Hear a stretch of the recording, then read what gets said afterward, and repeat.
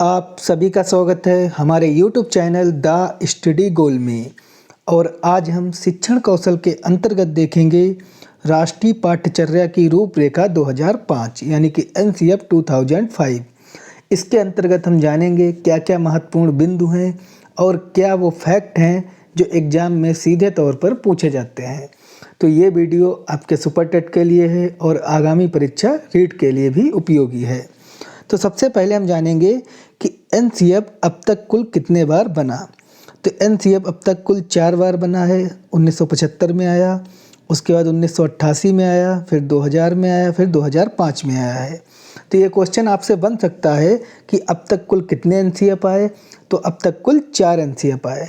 कब आए? 1975 में, 1988 में, सन 2000 में और सन 2005 में। उसके बाद अगला बिंदु है कि रविन्द्रनाथ टैगोर के लेख सभ्यता एवं प्रगति से प्रेरित है। तो आपसे ये पूछा जा सकता है कि NCF 2005 रविन्द्रनाथ टैगोर के किस लेख से प्रेरित है। तो सभ्यता एवं प्रगति के लेख से प्रेरित है। उसके बाद अगला बिंदु है कि संविधान की सभी 22 भाषाओं में अनुवादित है। तो आपसे पूछा जा सकता है कि NCF 2005 कितनी भाषाओं में अनुवादित है। तो ये संविधान की सभी 22 भाषाओं में अनुवादित है। उसके बाद देखेंगे कि इसमें आपसे पूछा जा सकता है कि इसमें कुल कितने अध्याय हैं। तो कुल 5 अध्याय हैं एवं 2 परिशिष्ट हैं। ये क्वेश्चन आपसे सीधे तौर पर पूछे जाते हैं कि NCF 2005 में कितने परिशिष्ट हैं। तो 2 परिशिष्ट हैं और 5 अध्याय हैं। उसका नेक्स्ट बिंदु है कि इसकी समिति में यशपाल सहित 35 सदस्य थे। तो आपसे पूछा जा सकता है कि NCF 2005 में कितने सदस्य थे। तो यशपाल सहित 35 सदस्य थे।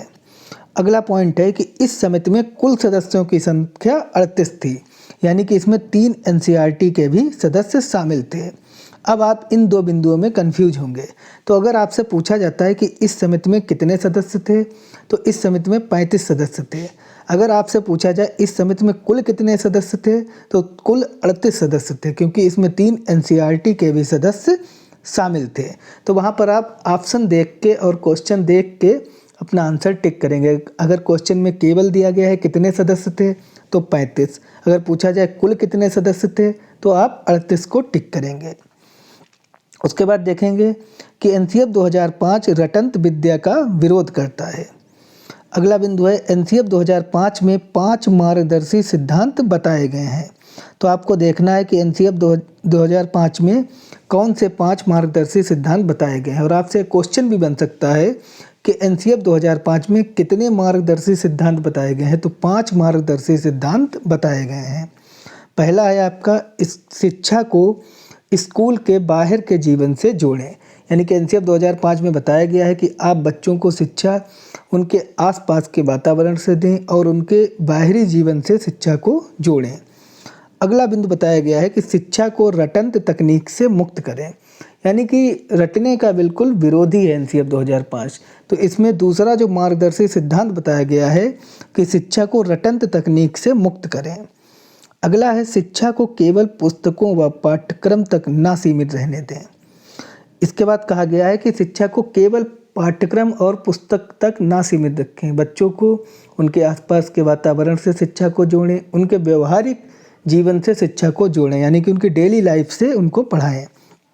अगला बिंदु है परीक्षा प्रणाली को लचीली बनाएं व कक्षा को गतिविधियों से जोड़ें, यानी कि जो परीक्षा प्रणाली है उसको लचीली बनाएं, उसको सहज बनाएं और क्लास को गतिविधियों से यानी कि एक्टिविटीज़ से जोड़ें, जिससे कि बच्चे अपने आसपास के वातावरण से चीज़ों को सीख सकें। अगला पॉइंट है राष्ट्रहित एवं प्रजातंत्र का माहौल हो। जो आपके क्लास का, आपके विद्यालय का माहौल हो वो राष्ट्रहित में हो और प्रजातंत्र हो, यानी कि सभी के लिए एक समान व्यवहार हो, सभी बच्चों को आप एक दृष्टि से देखेंगे। उसके बाद महत्वपूर्ण बिंदु में देख लेंगे कि इम्पोर्टेंट फैक्ट क्या क्या हैं, क्योंकि ये डायरेक्ट आपसे एग्जाम में पूछे जाएंगे। तो इसलिए इनको आप ध्यान से देखेंगे, और इसलिए भी इसको ध्यान से देखेंगे क्योंकि आपका आगामी परीक्षा रीट की है और सुपर टेट के लिए वेरी वेरी इंपॉर्टेंट टॉपिक है ये। तो महत्वपूर्ण बिंदु में पहला बिंदु देखेंगे, इसमें जो बताया गया है कि आप शिक्षा को कैसे पढ़ाएंगे, यानी कि आप बच्चों में कैसे शिक्षा का प्रसार करेंगे। तो मूर्त से अमूर्त की ओर, यानी कि जो शिक्षण का सूत्र होगा वो मूर्त से अमूर्त की ओर होगा। पहले बच्चों को आप मूर्त चीज़ें दिखाएंगे जिन्हें वो देख सकें, उसके बाद आप अमूर्त की ओर जाएंगे। ज्ञान से अज्ञान की ओर, यानी कि पहले आप उनको जो ज्ञात है, यानी कि जो उनका व्यवहारिक जीवन की चीज़ें हैं उनसे जोड़कर आप अज्ञात की ओर उन्हें ले जाएंगे। इस शिक्षण सूत्र का क्रियान्वयन हो। अगला है कक्षा की बैठक व्यवस्था एवं समय सारणी को लचीली बनाएं, यानी कि जो कक्षा की बैठक व्यवस्था है और समय सारणी है उसको लचीली यानी कि फ्लेक्सिबल बनाएं। अगला है पर्यावरण शिक्षा को सैद्धांतिक बनाने की जगह व्यवहारिक पक्ष से जोड़ें, यानी कि पर्यावरण शिक्षण को सैद्धांतिक ना बनाएं, यानी कि उसको एकदम फैक्चुअल ना बनाएं, उसको आप व्यवहारिक पक्ष से जोड़ें, उनके आसपास के वातावरण से और उनके डेली लाइफ से उसको जोड़कर पढ़ाएं। अगला है गणित शिक्षा का उद्देश्य गणितीकरण की क्षमता, तर्क क्षमता का विकास करना है। गणित को किताबी विषय बनाने की जगह बच्चों के दैनिक जीवन से जोड़ें। ये आपसे डायरेक्ट पूछा जा सकता है कि एनसीएफ 2005 में गणित को किताबी विषय बनाने की जगह किस चीज़ पे बल दिया गया है, तो उनके दैनिक जीवन के जोड़ने से बल दिया गया है।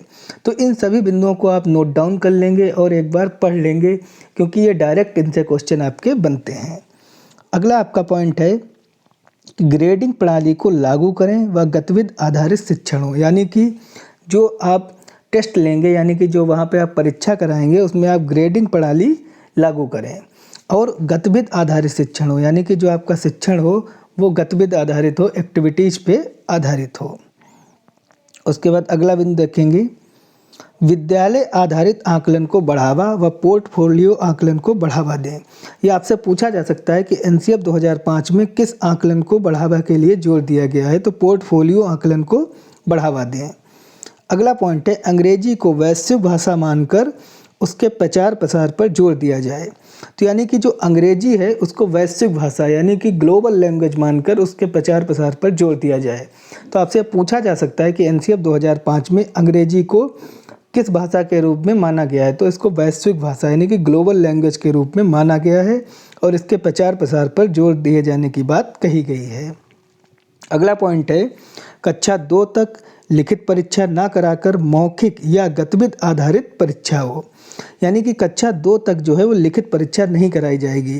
कक्षा 2 में मौखिक या गतिविधि आधारित परीक्षा यानी कि उनसे मौखिक परीक्षा की जाए या उनसे ऐसी एक्टिविटीज़ और कार्य करवाए जाएं जो सरल और सहज हों। उसके बाद अगला पॉइंट है समाज की विभिन्नता एवं आर्थिक विषमता को समाहित करने के लिए समावेशी शिक्षा हो, यानी कि जो समाज में विभिन्न विभिन्न प्रकार के लोग हैं, विभिन्न प्रकार की जाति है, तो उनमें आपको विभिन्नता नहीं दिखानी है। सभी के लिए आपको एक समान क्लास, एक समान विद्यालय रखना है, यानी कि नियमित विद्यालय में सभी को शिक्षा देनी है, इसलिए समावेशी शिक्षा पर जोर दिया गया है। इसके ऊपर जो ये बिंदु था कि कक्षा 2 तक लिखित परीक्षा ना कराकर मौखिक या गतिविधि आधारित परीक्षा हो, ये आपसे डायरेक्ट क्वेश्चन बन सकता है कि एनसीएफ 2005 में कक्षा 2 तक लिखित परीक्षा ना कराकर किस परीक्षा की बात कही गई है, तो मौखिक या गतिविधि आधारित परीक्षा। उसके बाद अगला बिंदु देखेंगे प्राथमिक शिक्षा का माध्यम मातृभाषा व उच्च प्राथमिक में त्रिभाषा फार्मूला हो। तो आपसे पूछा जाएगा कि प्राथमिक शिक्षा का माध्यम कैसा हो, तो मातृभाषा हो और उच्च प्राथमिक में त्रिभाषा फार्मूला प्रयोग किया जाए। उसके बाद आपसे गृहकार्य के बारे में क्वेश्चन पूछा जा सकता है कि इस क्लास के बच्चे को कितना गृहकार्य दिया जाए, तो कक्षा 2 तक के बच्चों को कोई गृहकार्य नहीं देना है। अगर आपसे पूछा जाए कि कक्षा 2 तक के बच्चों को कितना गृहकार्य देना है, तो आपका ऑप्शन होगा कोई भी गृहकार्य नहीं। अगला है आपका कक्षा 3 से 5 तक, यानी कि जो कक्षा 3 से 5 तक के बालक होंगे उनको आप सप्ताह में 2 घंटे का कार्य देंगे, यानी कि 7 दिन में केवल आप इतना उन्हें गृहकार्य देंगे कि घर पे वो केवल 2 घंटे तक कार्य करें, यानी कि जो आपने उनको वर्क दिया है वो 2 घंटे में पूरा हो जाए। कक्षा 6 से 8 तक, यानी कि जो बालक कक्षा 6 से 8 तक हैं उनको आप सप्ताह में 5 से 6 घंटे का होमवर्क देंगे। तो ये तीनों बिंदु आप याद रखेंगे क्योंकि इनसे डायरेक्ट क्वेश्चन बनेंगे कि कक्षा 3 से 5 तक के बच्चों के लिए एक सप्ताह में कितने घंटे का गृहकार्य एनसीएफ 2005 में देने को बताया गया है, तो 2 घंटे का। उसके बाद देखेंगे अगला बिंदु कि 4 क्षेत्रों पर विशेष ध्यान, यानी कि एनसीएफ 2005 में 4 क्षेत्रों पर विशेष ध्यान देने की बात कही गई है। नंबर 1 कला, नंबर 2 काम, नंबर 3 स्वास्थ्य एवं शारीरिक शिक्षा, नंबर 4 शांति। तो आपसे डायरेक्ट क्वेश्चन बनेंगे, 4 विकल्प दे दिए जाएंगे, जैसे एक कला दे दिया गया, उसके बाद काम दे दिया गया, स्वास्थ्य एवं शारीरिक शिक्षा दे दिया गया और उपरोक्त सभी। तो आपका आंसर हो जाएगा कि इन सभी क्षेत्रों पर विशेष ध्यान दिया गया। या सपोज दैट ऐसा हो सकता है कि इसमें से एक विकल्प कोई दे दिया गया और 3 अन्य कोई विकल्प दे दिए गए और आपसे पूछा जाता है कि 4 क्षेत्रों में जो विशेष ध्यान देने की बात कही गई है वो एक क्षेत्र कौन सा है। तो आपको जब पता होगा कि 4 क्षेत्र कौन से हैं तो आप उसमें से अपना आंसर निकाल लेंगे।